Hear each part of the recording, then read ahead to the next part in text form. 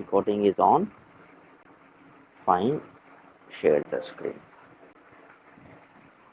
Okay, चलो भाई start हो गया हमारा। ठीक है, ठीक है।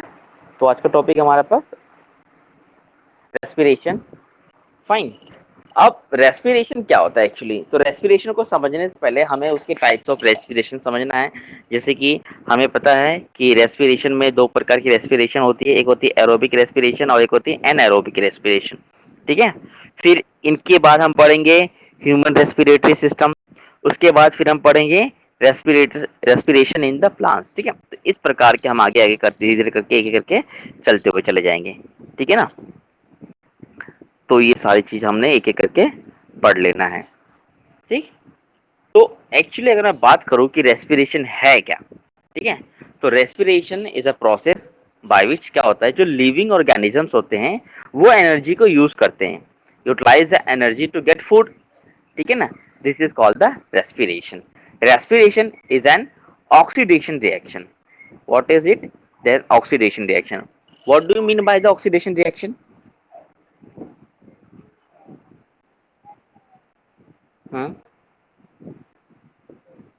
In which there is involvement of oxygen.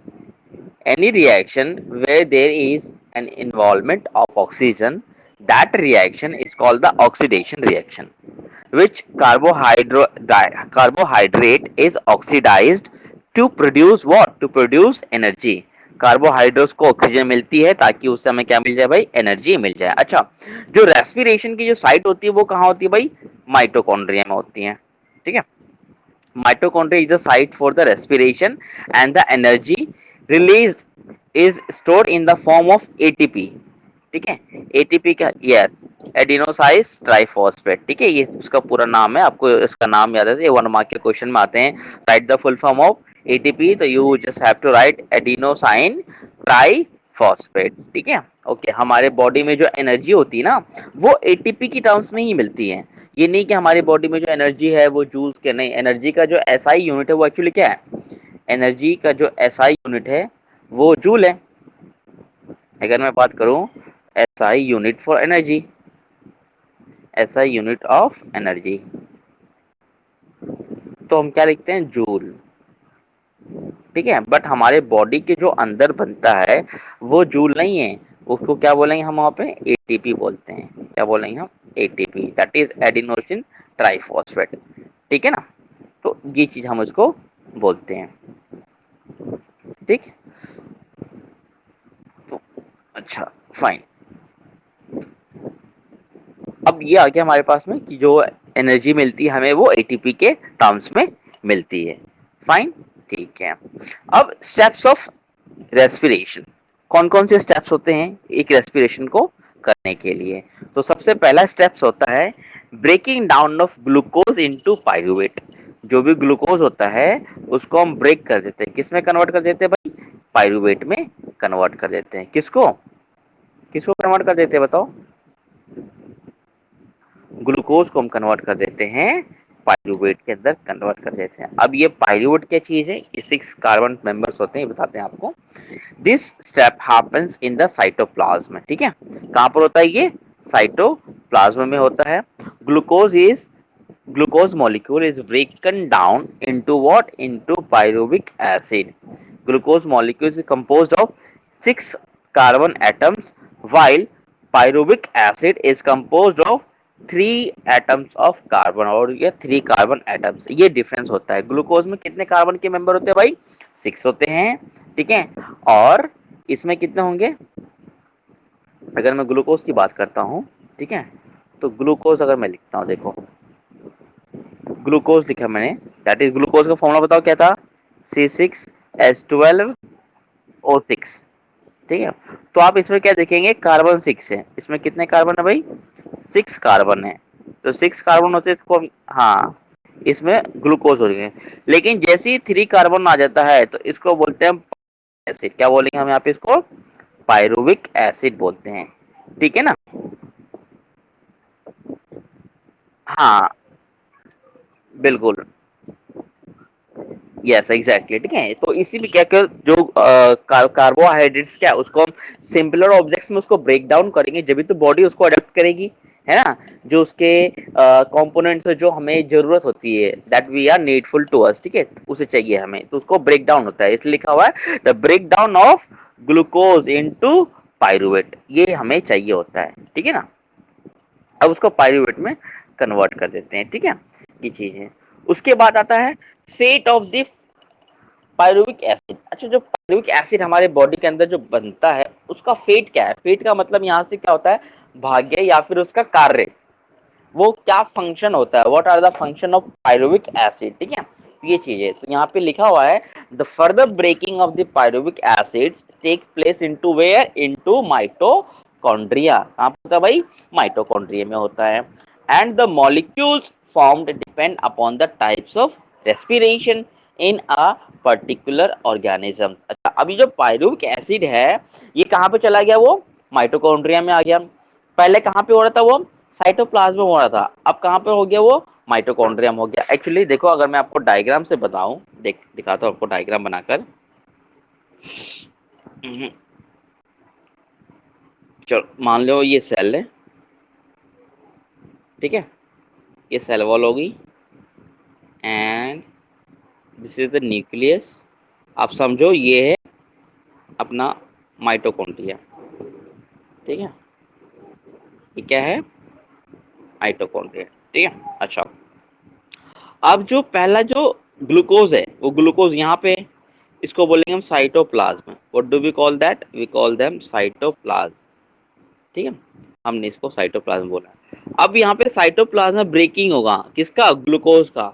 जब ग्लूकोज का ब्रेक होगा तो किस में कन्वर्ट होगा? वो पायरुविक एसिड में कन्वर्ट होगा, ठीक है ना। किसमें कन्वर्ट हो गया? ये साइटोप्लाज्म में कन्वर्ट हो गया ना यहाँ पे, ठीक है। अब ये पायरुविक एसिड में कन्वर्ट होने के बाद अब वो कहाँ चला गया भाई? अब वो चला गया माइटोकॉन्ड्रिया में, ठीक है। अब ये माइटोकॉन्ड्रिया में पायरुविक एसिड का क्या होता है? ब्रेक डाउन होता है। अब ये डिपेंड करता है कि इसका जो बाई प्रोडक्ट होता है, इसका जो बाई प्रोडक्ट है वो क्या बनेगा, ठीक है। हाँ, वो एटीपी नहीं, अभी डिपेंड करता है कि वो एटीपी बनेगा, ये लैक्टिक एसिड बनेगा, ये क्या बनेगा, ये डिपेंड करता है ऑर्गेनिज्म पे। किस पे डिपेंड करता है? ये ऑर्गेनिज्म। ऑर्गेनिज्म के साथ में डिपेंड करता है कि कौन सा रेस्पिरेशन होता है। रेस्पिरेशन पे भी डिपेंड करता है, एरोबिक रेस्पिरेशन है या एनएरोबिक रेस्पिरेशन है, ये सारा चीज इस पर डिपेंड करता है, ठीक है ना। तो ये चीज है सारा, तो वही बताता है कि डिपेंड करता है कि पर्टिकुलर ऑर्गेनिज्म पे कि वो क्या बनेगा। Basically we have two type of respiration, one is the aerobic respiration and another is the anaerobic respiration, ठीक है। अभी हम इतना पढ़ते हुए आ रहे थे, ठीक है। अब आप क्या देखेंगे यहाँ पर कि रेस्पिरेशन इन्वॉल्व्स, अब रेस्पिरेशन में होता क्या है? Respiration gaseous exchanges, intake of oxygen from the atmosphere and release the carbon dioxide in the form of breathing, ये इन्हें respiration। second क्या है? breakdown of simple food in order to produce or release energy, energy that is ATP, right, where inside the cell, cell के अंदर हो रहा है, जिसको क्या बोलेंगे हम? Cellular respiration. क्या बोलेंगे इसको? सेल्यूलर रेस्पिरेशन, ठीक है, सेल्यूलर रेस्पिरेशन को हम बोलेंगे। फाइन, तो ये चीज आपको कॉन्सेप्ट क्लियर हो गया यहाँ तक, ठीक है। अब हम चलते हैं आगे। टाइप्स ऑफ रेस्पिरेशन अभी बहुत सारा हम पढ़ते हुए आ रहे थे भाई, एरोबिक है, ये एनारोबिक है, तो ये एक्चुअली है क्या, ठीक है। एरोबिक रेस्पिरेशन क्या होता है? This type of respiration happen जहाँ पे ऑक्सीजन जो होता है ना प्रेजेंट होता है, ऑक्सीजन क्या होता है? वो प्रेजेंट होता है वहां, उसको बोलेंगे एरोबिक रेस्पिरेशन, ठीक है। और जो पायरुविक एसिड होता है, जो कन्वर्जन है उसका कहाँ पर होता है? कन्वर्जन पायरुविक एसिड का बताओ। पायरुविक एसिड का नहीं, साइटोप्लाज्म में नहीं, साइटोप्लाज्म कन्वर्ट होके तो पायरुविक एसिड बन गया ना। अब पायरुविक एसिड, हाँ, माइटोकॉन्ड्रिया में, हाँ, हम्म, हम्म,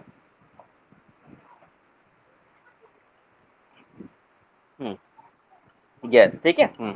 तो अब जो माइटोकॉन्ड्रिया में चला गया पायरुविक एसिड, वो कन्वर्ट होता है किसमें? कार्बन डाइऑक्साइड में। किसमें होता है वो? कार्बन डाइऑक्साइड में, ठीक है ना। and energy is released and water molecule is also formed at the end of the process.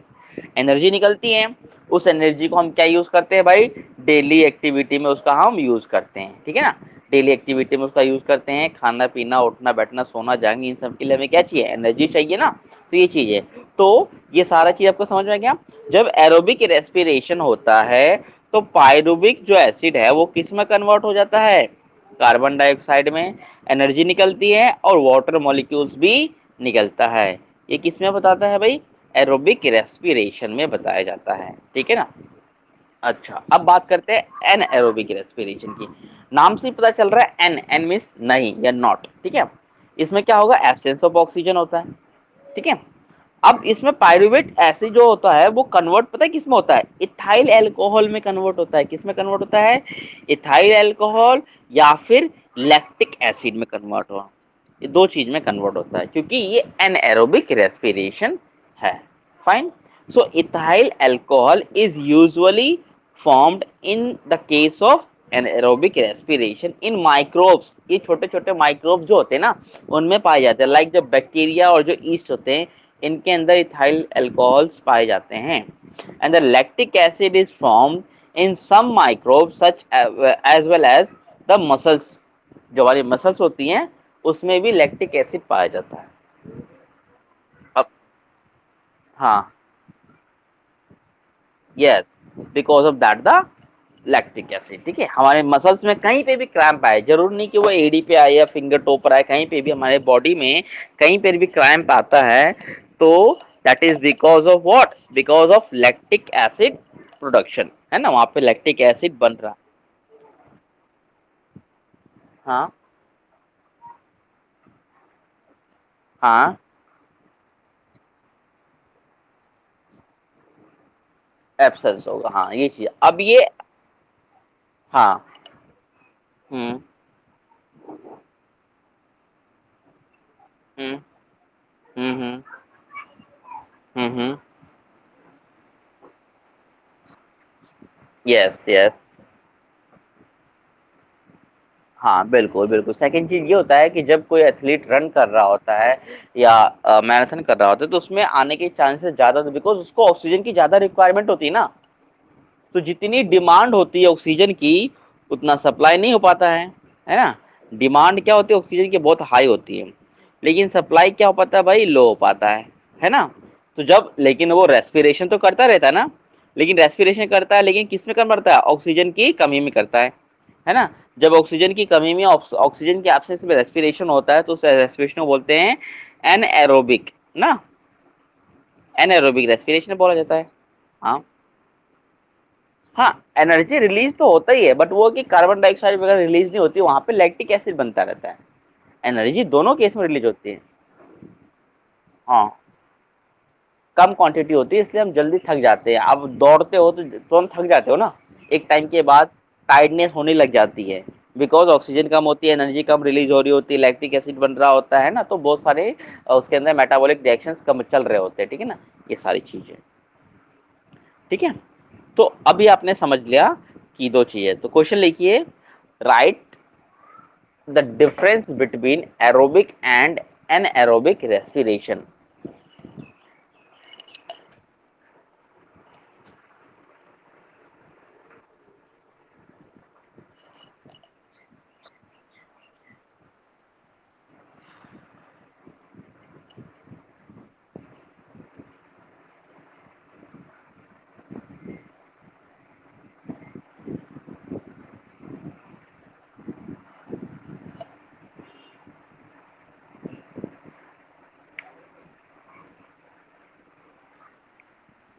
लिख लिया आपने, ठीक है। डिफरेंस 5 to 5, मिनिमम 5 डिफरेंस तो लिखना ही लिखना आपको, ठीक है ना, ये चीज है। अब सेकंड क्वेश्चन लिखिए, what is the fate of pyruvic acid, what is the, या फिर लिखो describe, describe the fate of pyruvic acid, describe the fate of pyruvic acid in mitochondria.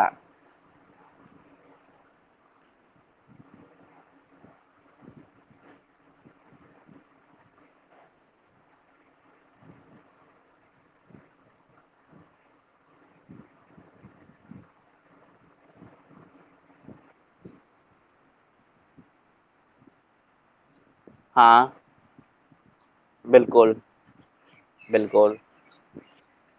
हाँ, एनर्जी नहीं, सीधा लिखना है इथाइल अल्कोहल या लैक्टिक एसिड को कन्वर्ट करता है ये, ठीक है। एनर्जी का कॉन्सेप्ट नहीं लिखना आपने, एनर्जी कॉन्सेप्ट आपने सिर्फ उसमें लिखना है एरोबिक रेस्पिरेशन में, ठीक है। ये चीज है। फाइन, ये दो क्वेश्चन हो गए आपके, ठीक है। Type of respiration. अब देखते हैं एक्चुअली होता क्या है यहाँ पे। एक छोटा सा इक्वेशन गिवन है हमारे पास में, वो क्या है, कहता है देखो कि जो ग्लूकोज है, 6 कार्बन मॉलिक्यूल्स है ना, प्लस वो कन्वर्ट हो गया, किस में कन्वर्ट हो गया, पायरूवेट में। पायरूवेट में क्या होता है, 3 कार्बन मॉलिक्यूल्स होते हैं, ठीक है, और प्लस एनर्जी निकलती है ना। ये हो गया। और ये जो रिएक्शन है ये कहाँ पे हो रहा होगा, साइटोप्लाज्म में। कहाँ पे होता है ये, साइटोप्लाज्म में, ठीक है। अच्छा, उसके बाद क्या हमारे पास में, अब पायरुवेट एसिड बन गया। अब वो कहाँ चले गया, माइटोकॉन्ड्रिया में, ठीक है ना। अगर मैं ईस्ट और माइक्रोब की बात करूं जहां पे ऑक्सीजन की कमी होती है, तो वो क्या बनेगा, इथाइल अल्कोहल बनेगा, साथ में carbon dioxide plus energy release होगी, ठीक है ना। लेकिन वाटर नहीं बनेगा, वाटर नहीं बनता है ना। ये चीज है। लेकिन अब क्या हो गया यहाँ पे कि जब ये माइटोकॉन्ड्रिया में गया, पहले तो ईस्ट में गया था, अब कहाँ पे जाएगा ये, माइटोकॉन्ड्रिया में। माइटोकॉन्ड्रिया में क्या होता है भाई, ऑक्सीजन होता है। जब वहां पर ऑक्सीजन होगा तो क्या बनेगा, कार्बन डाइऑक्साइड तो बनेगा बनेगा, एनर्जी तो बनेगी बनेगी, साथ में वाटर भी तो बनेगा, ठीक है। ये चीज है। तो ये है फेट, किसका fate, fate of pyruvic acid या पायरुवेट एसिड। अंडरस्टूड, आए समझ में आपको, ठीक है। आप इसको नोट करना, नोट कर लो, ठीक है। साथ में लिखना कि जैसे कि ये है कि ये रिएक्शन कहां पर हो रहा है, happens in cytoplasm, this happens in yeast, this happens in where, muscles, and this happens in where, in the mitochondria. ये सारा लिखना आपने, ठीक है ना। ये चीज है, लिखो।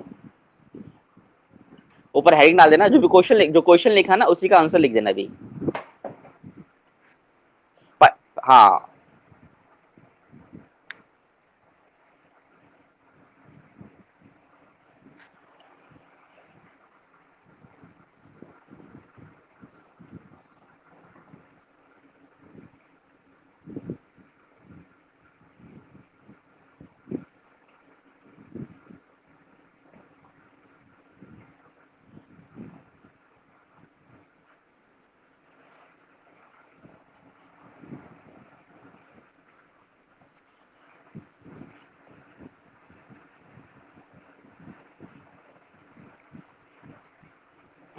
इस चैप्टर के बाद हम कोशिश करेंगे कि, अच्छा मैथ्स का आपका कम रहता है ना, स्पीड अप करने के लिए फिर हम जो फटाफट सिलेबस को कंप्लीट करेंगे, ठीक है ना। ये चाहिए।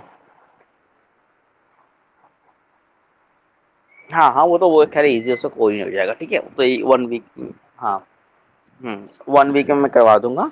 और try to bring your friend circles also, अगर जिसको ऑनलाइन क्लासेस वगैरह चाहिए ना, ठीक है। तो हाँ, मैं नंबर प्लीज शेयर करना उनके साथ, है ना। ये चीज है। अच्छा, जैसे ही चैप्टर कंप्लीट होगा फिर मैं ऑनलाइन टेस्ट सबमिट करूंगा आपको, ठीक है। तो इसी आईडी पे जाके टेस्ट को लिखना है पहले पेपर में, फिर पीडीएफ बनाकर उनको सबमिट करना ऑनलाइन, ठीक है। बस इसमें दो अब रह गए, एक रेस्पिरेशन, रेस्पिरेशन आज हो जाएगा, ठीक है। सर्कुलेशन और अपना ट्रांसपोर्टेशन वाला सिस्टम, बस दो टॉपिक रह गया। मैं कोशिश करूंगा दोनों टॉपिक में कल की क्लास में कंप्लीट कर दूं मैं, ठीक है। कल की क्लास थोड़ी फास्ट करवाऊंगा मैं, ठीक है। हम्म, हम्म, हाँ, बिल्कुल। ये मतलब आपको साइट पे अपलोड करना है, एप्लीकेशन में ही, है ना। ये चीज है।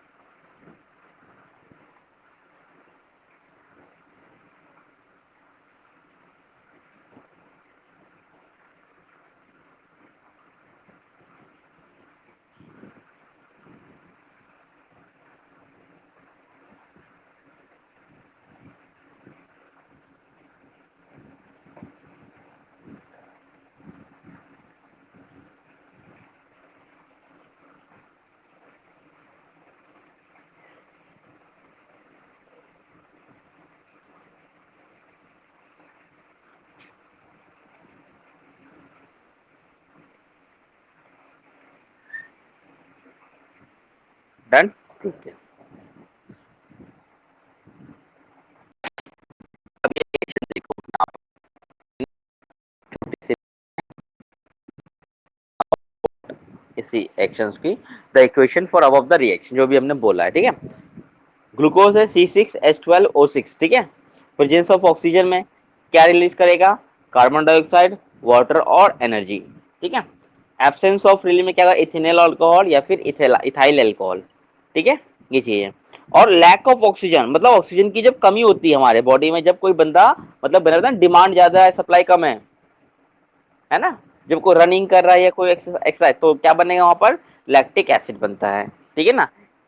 हाँ लिख लो, लैक ऑफ ऑक्सीजन और प्रेजेंस ऑफ ऑक्सीजन में इसमें डिफरेंस देखना दोनों में। लैक ऑफ ऑक्सीजन कहां पर होगा, लैक ऑफ ऑक्सीजन कहां पर होगा, बैक्टीरिया ईस्ट में होगा, east sorry, absence of oxygen bacteria या फिर ईस्ट में होगा, माइक्रोब्स में होगा, जहां पे इथाइल अल्कोहल या इथेनॉल बनता है, ठीक है ना, ये चीजें। और लैक ऑफ ऑक्सीजन कहां पर होगा, ये मसल्स में होता है, कहां पर होता है ये, मसल्स में होगा, ठीक है ना, ये चीज है। चलो चलो, बिल्कुल,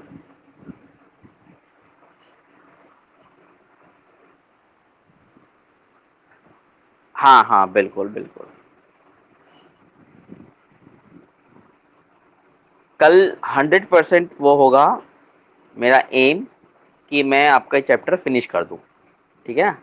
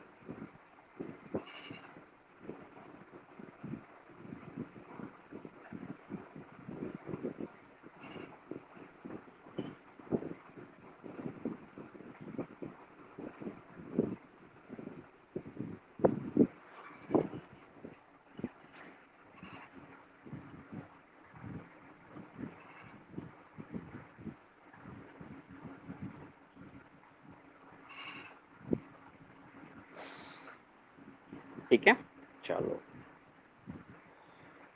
ये भी छोटा सा स्ट्रक्चर है about the fate of oxygen, मैं समझाने की कोशिश करूंगा आपको। देखो, पहला साइटोप्लाज्म में था, क्या था, 6 कार्बन जो था वो 3 कार्बन में कन्वर्ट हो गया ग्लूकोज से पायरुवेट में, ठीक है। अच्छा, अब पायरुवेट का है, उसका जो फेट है वो 3 प्रकार का है, एक है एब्सेंस ऑफ ऑक्सीजन, एक है लैक ऑफ ऑक्सीजन और एक है प्रेजेंस ऑफ, है ना, ये तीनों चीजें हैं। अच्छा, जो एब्सेंस ऑफ ऑक्सीजन है वो कहाँ पे होगा, वो ईस्ट में होगा, ठीक है। लैक ऑफ ऑक्सीजन मसल्स में होता है और प्रेजेंस ऑफ ऑक्सीजन माइटोकॉन्ड्रिया में होता है, ठीक है। जब एब्सेंस ऑफ ऑक्सीजन होगा तो इथेनॉल बनेगा, है ना, कार्बन डाइऑक्साइड और एनर्जी तो इसमें भी बनती है, ठीक है। लैक ऑफ ऑक्सीजन में सिर्फ और सिर्फ लैक्टिक एसिड बनेगा और एनर्जी भी बनती है, ठीक है, तभी तो बंदा वो रनिंग या एक्सरसाइज कर रहा होता है ना, ये चीज है। और प्रेजेंस ऑफ ऑक्सीजन में क्या बन गया भाई, कार्बन डाइऑक्साइड बन गया है, वाटर बन गया है, प्लस एनर्जी बन गया है। तो ध्यान रख लेना, प्रेजेंस ऑफ ऑक्सीजन में क्या बनता है, वाटर जरूर बनता है, ठीक है ना। हाँ जी,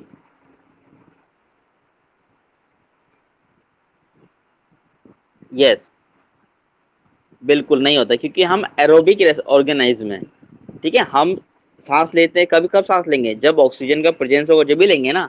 अगर ऑक्सीजन का प्रेजेंस नहीं होगा, हम क्या कर लेंगे, फेंट करने लगेंगे सांस से, जैसे कि हमारे सफोकेशन होने लगेगी, है ना, दम सा घुटने लगेगा, है ना, ये चीज है। तो हमारे बॉडी में सिर्फ दो केस होगा, लैक ऑफ ऑक्सीजन और प्रेजेंस ऑफ ऑक्सीजन, ठीक है। Okay fine. अब रेस्पिरेशन की बात करते हैं। अभी मैंने आपको बताया था 2 प्रकार के रेस्पिरेशन होते हैं, एरोबिक और एनएरोबिक। एरोबिक में देख लेते हैं, एरोबिक क्या होता है, ऑक्सीजन की प्रेजेंस में होता है। कहाँ पर होता है, माइटोकॉन्ड्रिया में होता है। इसके एंड प्रोडक्ट क्या है भाई, एंड प्रोडक्ट है कार्बन डाइऑक्साइड और वाटर। एनर्जी तो सब में है ना, और मोर अमाउंट ऑफ एनर्जी, इसमें बहुत ज्यादा एनर्जी रिलीज होती है, बहुत ही ज्यादा एनर्जी रिलीज होती है। अगर मैं कहूं कि मुझे एरोबिक रेस्पिरेशन का इक्वेशन लिख के दिखाओ तो कैसे लिखोगे, हम इसके इक्वेशन ऐसे लिखेंगे, देखो एरोबिक रेस्पिरेशन का पहले हमारे पास में क्या था, ग्लूकोज था, तो हम लिखेंगे ग्लूकोज, ठीक है। ग्लूकोज से क्या कन्वर्ट हो गया, पायरुवेट बन गया ना, पायरुवेट। अच्छा, पायरुवेट का जब ब्रेक डाउन होता है तो वो हमें क्या देता है बताओ, in the presence of oxygen, ठीक है। कार्बन डाइऑक्साइड देता है हमारे पास में, प्लस वाटर देता है, प्लस एनर्जी देता है। तो ये किसका फॉर्मूला हो जाएगा बताओ, ये हो जाएगा रेस्पिरेशन, कौन सा, एरोबिक रेस्पिरेशन का ये फॉर्मूला हो जाएगा, ठीक है। तो ये वही चीज यहाँ पर देखो लिखी हुई है ना, ठीक है। एनारोबिक क्या क्या हो जाएगा, बिल्कुल इसका अपोजिट हो जाएगा। Less amount of energy is release, कहाँ पर होता है, ये ईस्ट में होता है और एक मसल्स में होता है। मसल्स में होगा तो लैक्टिक एसिड प्लस एनर्जी बनता है, ईस्ट में होगा तो इथाइल अल्कोहल प्लस एनर्जी बनता है, ठीक है ना। वाटर ही बनता है बट ये उतना ज्यादा अमाउंट में नहीं बनता, वो जो भी बनता है बहुत ही लेस अमाउंट में बनता है, ठीक है ना। हाँ, नेग्लिजिबल अमाउंट में बनता है, ठीक है। चलो, अब है pain in leg muscles while running. मैंने बता दिया क्यों होता है भाई, जब कोई एथलीट रन कर रहा होता है और उसके मसल्स में या लेग्स में कभी पेन महसूस होता है तो क्यों होता है, because of lack of oxygen. जहां पर ऑक्सीजन की कमी होने लगती है वहां पर पायरुवेट एसिड कन्वर्ट हो जाता है किसमें, वो कन्वर्ट हो जाता है लैक्टिक एसिड में। और यही लैक्टिक एसिड जो होता है वो पेन रिलीज करता है, क्या करता है, वो पेन को रिलीज करता है फॉर द सम टाइम, फिर कुछ देर बाद वो अपने आप क्या होता है, वो ठीक हो जाता है, ठीक है ना। एक तो जब होता है जब बहुत तेज बंदा कोई दौड़ रहा हो, लाइक एथलीट, है ना। सेकंड क्या होता है, रनिंग, या फिर दौड़ रहा है जैसे मैराथन में आराम से दौड़ते हैं ना, बहुत तेज नहीं दौड़ते हैं। लेकिन जो स्प्रिंट रेस होती है उसमें बहुत तेज दौड़ते हैं, फाइन। तो ये चीज है। तो आई होप ये legs in leg pain in leg muscles while running ये आपको क्लियर हो गया है ना, ठीक है। क्वेश्चन लिखिए, why athletes, why do the athletes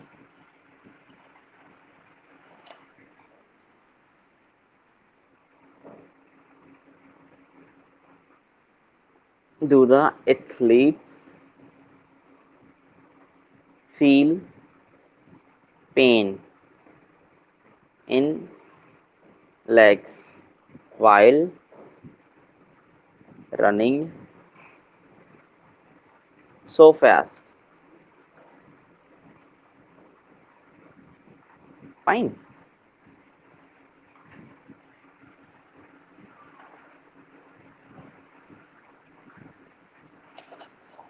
okay. चलो अब नेक्स्ट पे चलते हैं।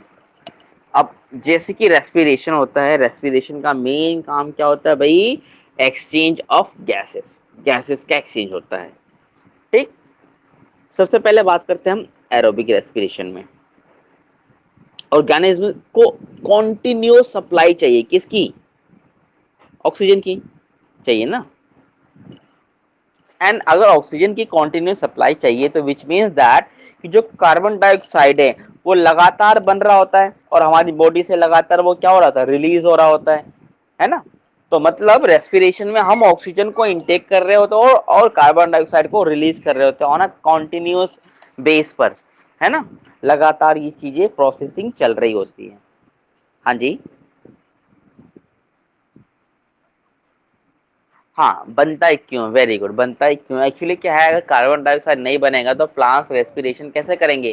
प्लांट्स को रेस्पिरेशन के लिए कार्बन डाइऑक्साइड चाहिए, और कार्बन डाइऑक्साइड नहीं हो तो प्लांट्स में फोटोसिंथेसिस नहीं होगा, फोटोसिंथेसिस नहीं होगा तो प्लांट को एनर्जी नहीं मिलेंगे, प्लांट मर जाएंगे, फिर हम जो भूखे मर जाएंगे ना, है ना।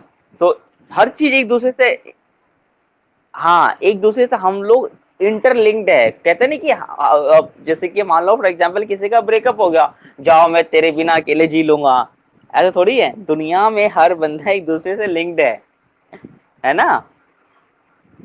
हर एक कोई एक दूसरे से लिंक्ड है, कोई अकेला नहीं रह सकता ऑन दिस प्लेनेट, उसको किसी न किसी की मदद लेनी ही पड़ेगी जिंदा रहने के लिए। तो कहेगा ना कि नहीं मुझे किसी की जरूरत नहीं होती, तो वो कहते हैं ना, वो एकदम कहते हैं सफेद झूठ बोलना, वो सफेद झूठ बोल रहा होता है कि मैं किसी के बिना जिंदा रह सकता हूँ, ऐसा पॉसिबल नहीं सकता है। अंडरस्टूड? चाहे वो प्लांट हो, एनिमल्स हो, बैक्टीरिया हो, वायरसेस हो, कोई भी हो, या ह्यूमन बीइंग्स हो। वायरस को भी जिंदा रहने के लिए एक होस्ट की बॉडी चाहिए ना, वो किसी बॉडी के अंदर रहता वो, है ना। तो ये चीज है। तो no one can live without any one corporation, किसी की मदद के बिना कोई बंदा जिंदा नहीं रह सकता। ठीक है। अच्छा, अब हमें ये तो पता चला जो एरोबिक रेस्पिरेशन है, चाहे हम एनिमल्स की बात कर ले या ह्यूमन बींग्स की बात कर ले, वो सब एरोबिक रेस्पिरेशन के ऑर्गेनिजम्स होते हैं। ठीक है, जिनको हमें कॉन्टिन्यूस डिमांड चाहिए, किसकी? ऑक्सीजन की चाहिए, और वो कॉन्टिन्यूस बेसिस पे क्या करता है, कार्बन डाइऑक्साइड को बॉडी से। डिफरेंट ऑर्गेनिजम्स इस मेथड को अलग अलग तरीके से यूज करते हैं। ठीक है, use for the intake of oxygen and expulsion of the carbon dioxide, अलग अलग तरीके से इसका अलग अलग यूज होता है। जरूरी नहीं कि हम जो सांस लेते हैं वो लंग्स के द्वारा ही सांस लेते हैं, अलग अलग ऑर्गेनिजम्स, अलग अलग जो डिफरेंट डिफरेंट अलग अलग उनका यूज होता है। पहला, diffusion is the method which is utilized by a unicellular organism in some simple organism for this purpose। जो यूनिसेल्युलर होते हैं, लाइक कह लो आप अमीबा कह लो, है ना, उसमें कौन से प्रोसेस से वो रेस्पिरेशन करते हैं? The process is called the diffusion, है ना, उसको क्या बोलते हैं हम? डिफ्यूजन। एमीबा में देखते हो। इन प्लांट्स, प्लांट्स में भी क्या होता है? डिफ्यूजन ही होता है। डिफ्यूजन कैसे? स्टोमेटा ओपन होता है ना, जहां से फोर्स होती है, ऑक्सीजन रिलीज होता है कार्बन डाइऑक्साइड को, वो डिफ्यूज करते हैं अपने अंदर। तो प्लांट्स में भी डिफ्यूजन होता है। ठीक है ना। इन कॉम्प हाँ,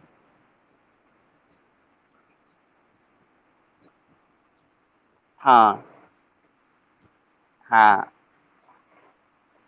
लो होती है। बिल्कुल, वेरी गुड। ठीक है ना, तो ये चीज हमारे पास में है। ठीक है। अच्छा, in complex animals like human beings respiratory system does the job for the gas exchange. उनमें क्या होता है? एक प्रॉपर सिस्टम होता है, किसमें? जो कॉम्प्लेक्स एनिमल्स होते हैं उनके अंदर एक प्रॉपर रेस्पिरेटरी सिस्टम होता है, जिनका काम ही होता है क्या? Exchange of gases. उनका काम ही होता है गैस का एक्सचेंज करना। ठीक है ना, किसमें? कॉम्प्लेक्स एनिमल्स में। ठीक है ना।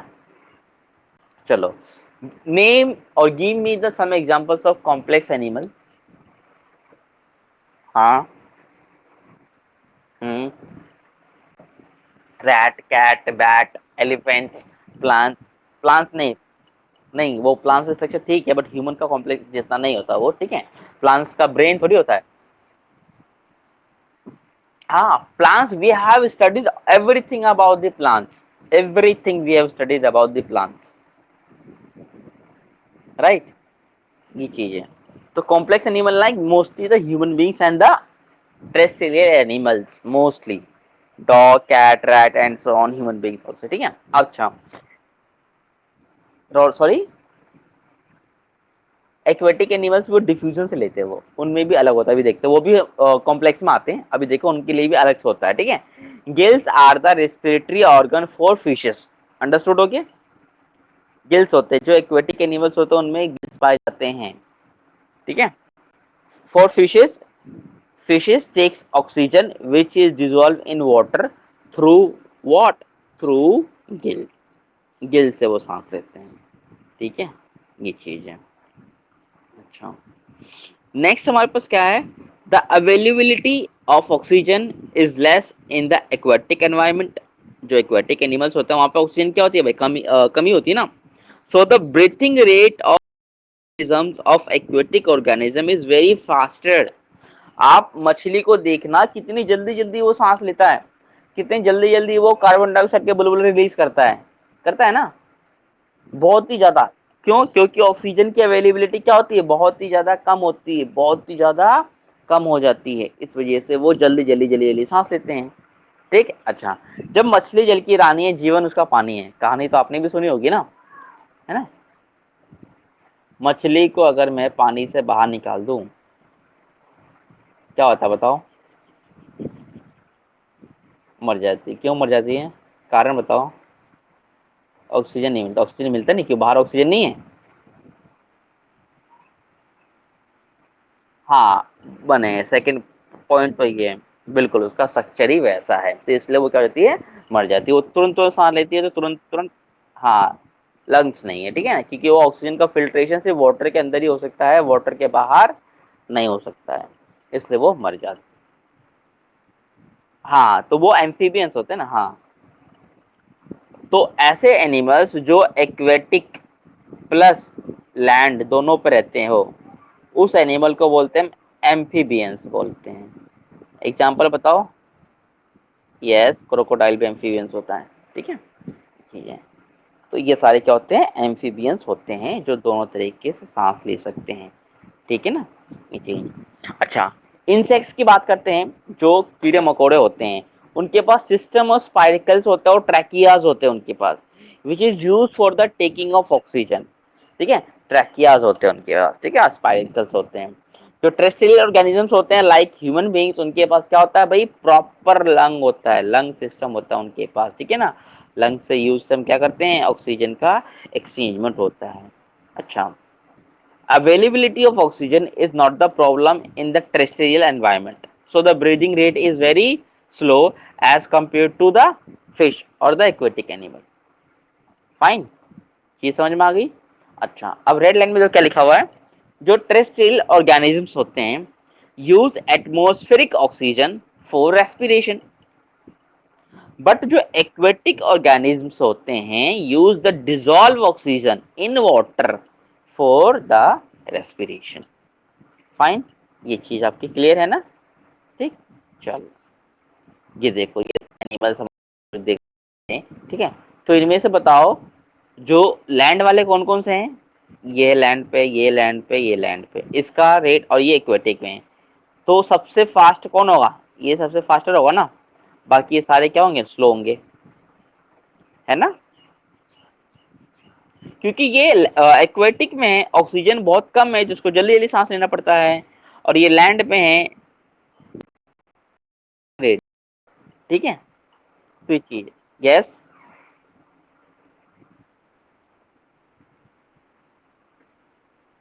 अच्छा अच्छा, ना ठीक, ठीक है ना, अंडरस्टूड ना, ठीक है। चलो, अब बात करते हैं the most interesting, that is called the human respiratory system, ठीक है। Human respiratory system pair of composed what, pairs of lungs, and these are attached to the system of tubes which open to the outside through what, through the nostril, नाक से बाहर निकलता है ना। अगर नाक नहीं, नाक के बीच में दो पाइपलाइन जैसी वैक्यूम कैविटी होती है, उसको बोलते हैं नोस्ट्रिल, यही ओपनिंग बाहर निकलती है, ठीक। अच्छा, ये देखिए स्ट्रक्चर, ठीक है। नेजल पैसेज, जहां से हम लोग सांस लेना स्टार्ट करते हैं, बक्कल कैविटी। अच्छा, मुंह से सांस लेने में और नाक से सांस लेने में क्या डिफरेंस होता है बताओ?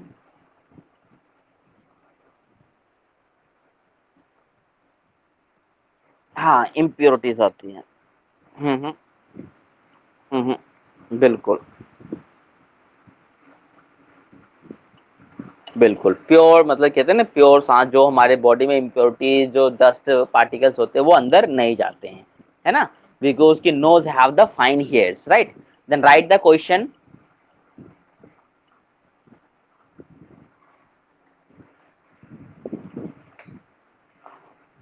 How does the following animal,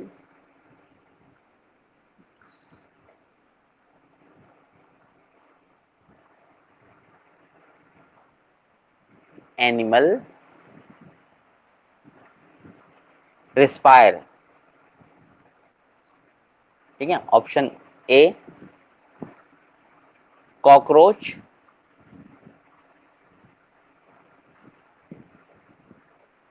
option B earthworm,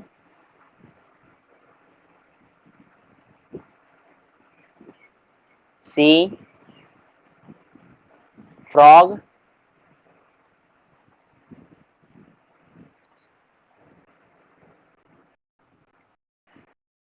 D,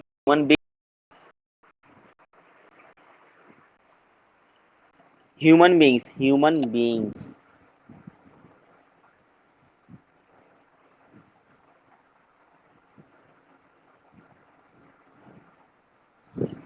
and next लिखिए birds,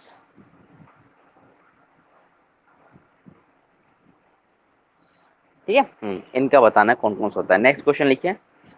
यस। हम्म। ये होमवर्क है, आपका होमवर्क है। ढूंढो, होमवर्क है, होमवर्क है, ठीक है ना।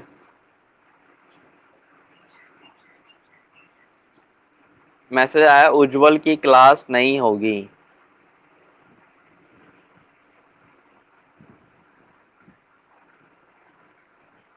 ठीक है, तो अपने बाद फिर उमंग को बोल देना क्लास लेने के लिए, ठीक है ना। अच्छा, अपने घर आ गए, चलो ठीक है, कोई बात नहीं। मैं अच्छा अच्छा, कोई नहीं, मैं उनको कॉल कर देता हूँ, ठीक है। तो ये स्ट्रक्चर है ह्यूमन रेस्पिरेटरी सिस्टम का, जो कहाँ से स्टार्ट होता है, नेजल पैसेज से स्टार्ट होता है। उसके बाद माउथ, फेरिंग्स वगैरह, ट्रैकिया वगैरह हमारे गर्दन में होते हैं, चूड़ी जैसे स्ट्रक्चर होती है गर्दन में, आप फील करोगे, जिसको रिंग्स ऑफ कार्टिलेजेस भी बोलते हैं, ठीक है ना। ये चीज है। तो जो मोस्ट इंपॉर्टेंट पार्ट है वो क्या है भाई, पेयर्स ऑफ लंग्स, ठीक है। Protected by what, protected by ribs. Ribs उनको क्या करता है, प्रोटेक्ट करता है। अच्छा, लंग्स में भी क्या होती है उनकी ना, ऑर्गन्स के नेम होते हैं, जैसे ब्रोंकाई, ब्रोंक्यूल्स, एल्वियोलर सैक, ठीक है। जब इसको मैं जूम करता हूं तो इसमें एल्वियोलाई दिखते हैं, ये देख रहे हो, बबल्स टाइप के, ठीक है। ये चीजें, ये इन्हीं को बोलते हैं रेस्पिरेटरी ब्रोंक्यूल्स, ये इनका स्ट्रक्चर होता है, ठीक है। हमारी बॉडी में जो रेस्पिरेटरी सिस्टम होता है, ये इनका पूरी तरह से स्ट्रक्चर होता है, ठीक। अब एक एक करके हम इसके बारे में स्टडी करते हैं। नॉस्ट्रिल पहला आता है, there are the two nostril which converge to form a nasal passage. The inner lining of the nostril is the lined by hairs and the remaining wet due to the mucus secretion. This mucus and the hair helps to the filtering the dust particle from inhaled air.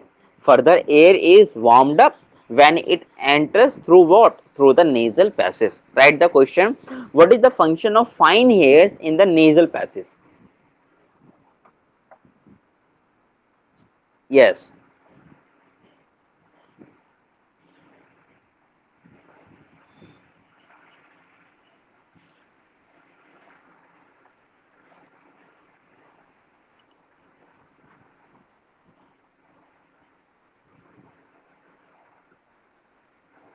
passage. Yes, yes, exactly. ठीक है. To purify or to prevent the dust particle enter into the respiratory.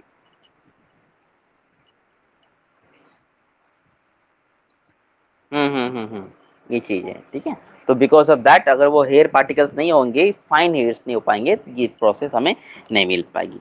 Fine. अच्छा, second चीज क्या है, ये air को warm कर देता है। Why it warms the air, because there is a friction between the air and the fine hairs, right. तो ये एयर को वार्म कर देता है, उसके बाद डायरेक्ट एंटर करता है नेजल पार्टिकल से अंदर, ठीक है। नेक्स्ट उसके बाद क्या आता है, फेरिंग्स। फेरिंग्स का काम क्या होता है, it is a tube like structure which continuous after what, after nasal passage. Tube like structure होता है, और नेजल पैसेज के बाद ये कॉन्टिन्यूस कर, ये चल रही होती है इसी कहानी, ठीक है ना। नेक्स्ट हमारे पास आता है लैरिंग्स, उसके बाद आता है लैरिंग्स। This is the part comes from the pharynx. This is also called the voice box. इसको क्या बोलते हैं हम, इसको बोलते हैं वॉइस बॉक्स बोला जाता है इसको, ठीक है। ये चीज है। Then trachea, composed of rings of cartilage, cartilaginous rings prevent the collapse of tracheal in the absence of oxygen, absence of air. जब ऑक्सीजन की या एयर की, यस, हाँ, उनका लेकिन फंक्शन दूसरा होता है। देखो यहाँ पे जो स्ट्रक्चर देख रहे हो, जो रिंग्स बन रहे हैं यहाँ पे देख रहे हो, ये पूरा पोर्शन, ठीक है, ये ट्रैकिया है। द रिंग्स ऑफ कार्टिलेज से बनते हैं। कार्टिलेज क्या होता है, neither is the completely bone nor is the completely muscles, they are the mix of bones and the muscles, right. You can feel the your the outer ear, is not as solid as the bones, not as soft as the muscles, है ना। So this is the cartilage. So when there is absence of air, it will not choked up, right. कहते हैं ना कि वो कोई मर गया, लाइक किसी के दम घुटने से मर जाए तो उसकी जो ये जो ट्रैकिया तो अगर चोक्ड हो जाता है ना, टूट जाता है या ब्लॉक हो जाता है, तो वो सांस लेने से सफोकेशन से मर भी सकता है। बट वो क्या होता है, ये इसको बचाता है, बिकॉज क्या कहता है, ये कार्टिलेजिनियस टिश्यू होती है बिल्कुल भी, ठीक है ना। ओके फाइन, तो ये चीज होगी हमारे पास में। अच्छा, उसके बाद हमें ट्रैकियल बता दिया, फिर ब्रोंकाई। अब ब्रोंकाई क्या था, a pair of bronchi comes out from trachea. कहां से आता है ये, ट्रैकिया से आता है। With one bronchioles going to each lungs. अब दो ब्रोंक्यूल्स जो होते हैं, दो होते हैं हमारे पास में पेयर्स, वो पेयर्स में से दो होते हैं, एक दोनों एक एक लंग्स में चले जाते हैं। फिर आते हैं ब्रोंक्यूल्स। अब bronchioles divided into the branches and the sub branches inside the lungs. वो दिखते ना ट्री की तरह ब्रांचेस बन जाते हैं, ऐसे मान लो कि ऊपर से आया, ये बढ़ रहे हैं ऐसे करके, ठीक है, एक फिर से है ना ये, ठीक है। हाँ, तो ये सारा चीज था अपना, ठीक। चलो, एंड लास्ट में हमारे पास आता है एल्व्यूलाई। यही मेन चीज है, यहीं पे एयर सैक्स होता है, इसी को बोलते हैं these are the air sacs at the end of the bronchioles, जैसे बेल्यूल्स की तरह बिल्कुल ये होते हैं, ठीक है। द एल्व्यूलस, हाँ देखो डायग्राम देखो, ये देखो, ये देख रहे हो, ये ब्रोंक्यूल्स होते हैं ये सारे, ठीक है, ये सारे ब्रोंक्यूल्स होते हैं, और ये बेलून्स लाइक स्ट्रक्चर होते हैं एल्व्यूलाई के, ठीक है ना।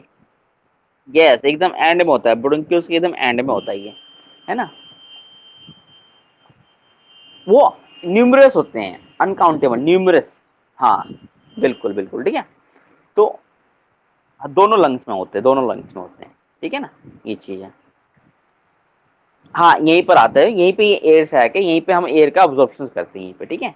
एल्विलाई में मेन फंक्शन एल्विलाई का होता है। अब यहाँ पे यहीं से सारी जो ब्लड कैपिलरीज होती है ना, ओपन होती हैं, सारी ब्लड कैपिलरीज इन्हीं से ज्वाइंट होती है, ठीक है। तो ये compose of the very thin membrane and is the place where the blood capillaries are open. यहीं पर क्या होती है, सारी ब्लड कैपिलरीज ओपन होती है, ठीक है ना। क्योंकि ब्लड कैपिलरीज को क्या चाहिए, ब्लड को क्या चाहिए, ऑक्सीजन चाहिए ना, ऑक्सीजन चाहिए to digest the food. Fine. This is alveolus where the oxygen mixes with what? With blood and the carbon dioxide exits from the blood. ठीक है, ये चीजें एक तरह से एग्जिट होती है, दूसरी तरफ से एंट्री होती है ना। कहाँ पे होता है ये, एल्वियोलाई में होता है हमारे पास में, ठीक है, कंप्लीटली, ठीक, ये कॉन्सेप्ट है। उसके बाद exchange of gas in alveoli takes place due to the pressure differential. Pressure difference होता है ना, एक तरफ प्रेशर कम होता है, दूसरी तरफ प्रेशर ज्यादा होता है, ठीक है। तो हाँ, अभी जब डायफ्राम के बारे में पढ़ेंगे तो अभी आपको मैं दिखाऊंगा, ठीक है। ये देखो, ये स्ट्रक्चर है उसका, ठीक है, ब्रोंक्यूल्स का, ठीक है। किसका प्रेशर ज्यादा होगा, ब्लड ब्लड वेसल्स का प्लस प्रेशर ज्यादा होता है ना, तो वो कार्बन डाइऑक्साइड को एक्सपेल आउट करता है, ठीक है। और फिर उसका कम होता है तो वो एंट्री मान लेता है अंदर में, ठीक। तो हाँ, तो एक का देखेंगे आप, यहाँ पे देखो ये एल्वियोलाई दिख रहा है आपको, जिसको हम एयर सैक्स बोलते हैं, है ना। ये सारा एल्वियोलाई है, ठीक है। ये चीज एक लंग का स्ट्रक्चर दिखा रहा है, ऐसे ही दूसरे वाले का भी होता है, ठीक है। देखो पैसेज कैसे हो गया, पहले नॉस्ट्रिल, नॉस्ट्रिल के बाद नेजल पैसेज, उसके बाद नेजल कैविटी, फेरिंग्स, लैरिंग्स।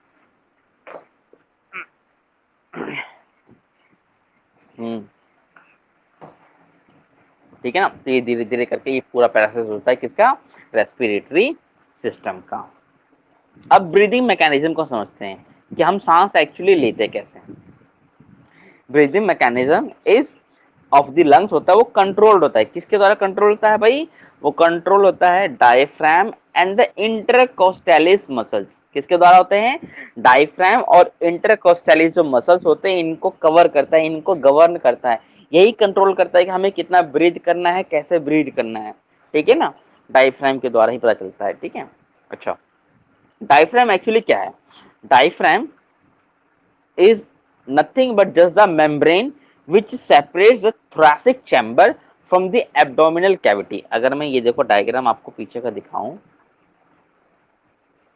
ये देखो, ठीक है।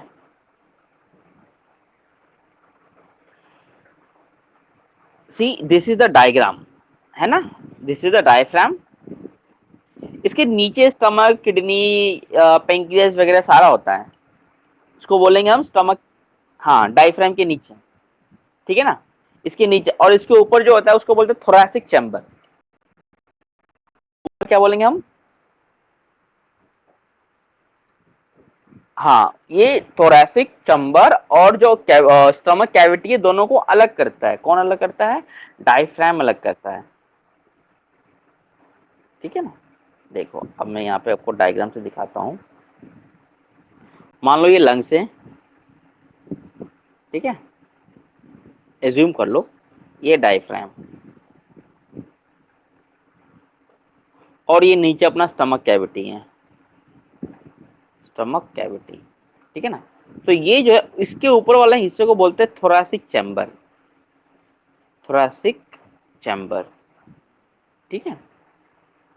और नीचे वाले को बोलते हैं स्टमक कैविटी। तो इन दोनों को अलग कौन करता है?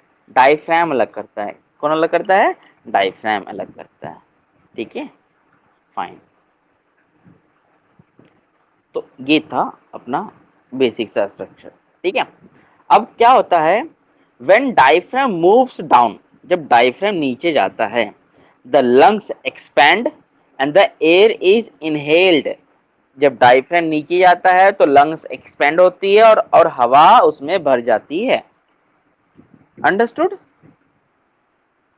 हाँ, तो लंग्स लंग्स हाँ, लंग्स कॉन्ट्रैक्ट होती है और कार्बन डाइऑक्साइड एक्सहेल्ड हो जाती है। अंडरस्टूड? बहुत ही बेसिक सा इसका मैकेनिज्म है ये, है ना। हाँ, ये चीज है, देखो यहाँ पे आपको साफ साफ दिखाई दे रहा होगा। इन दो चीजों में देखते हैं अभी हम क्या दिख रखा है। इसमें देखो कि रिब केस, एयर अंदर आया, ठीक है, अंदर आया नीचे से, एरो का निशान। तो डायफ्राम कहाँ जाएगा? नीचे जाएगा ना। जब कोई चीज ऊपर से आएगी तो ये कहाँ जाएगा? नीचे जाएगा। अब जब इसमें हवा भरेगी तो ये क्या हो जाएगी? फूल जाएगी ना। फूल जाने से क्या हो गया कि हमने ऑक्सीजन को इनहेल कर लिया, ऑक्सीजन को इनहेल कर लिया, ठीक है ना। अब यहाँ पे क्या हुआ, ऑक्सीजन ऊपर जा रहा है, तो जाहिर सी बात है जब ये नीचे से प्रेशर लगाएगा, ऑक्सीजन नहीं कार्बन डाइऑक्साइड, ये नीचे से प्रेशर लगाए तो कोई चीज ऊपर एंट्री जाएगी, कार्बन डाइऑक्साइड जाएगा ना। तो जो ऑक्सीजन कहाँ भरा था? इसमें भरा था ना।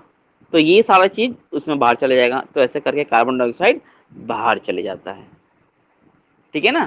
तो इसका बेसिक सा कॉन्सेप्ट क्या है कि अगर हम इनहेल करते हैं,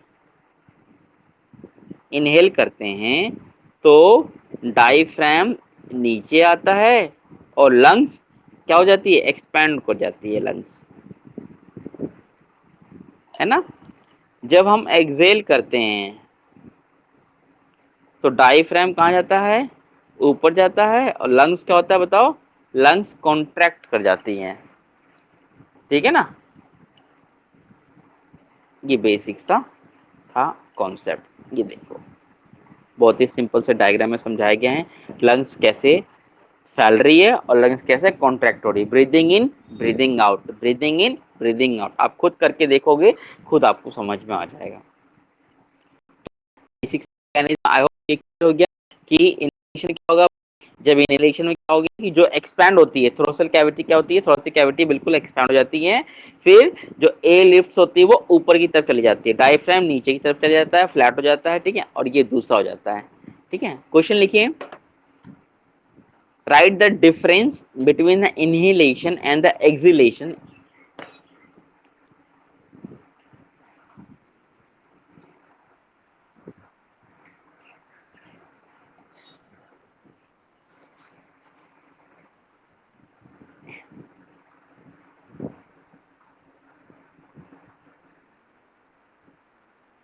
Yes, exactly, ठीक है,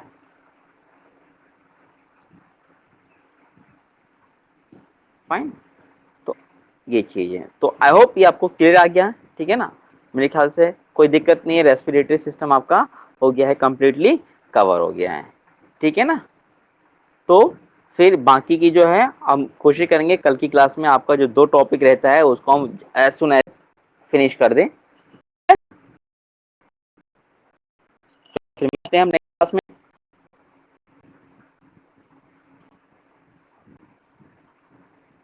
ओके, हेलो, ठीक है, ओके, बाय बाय।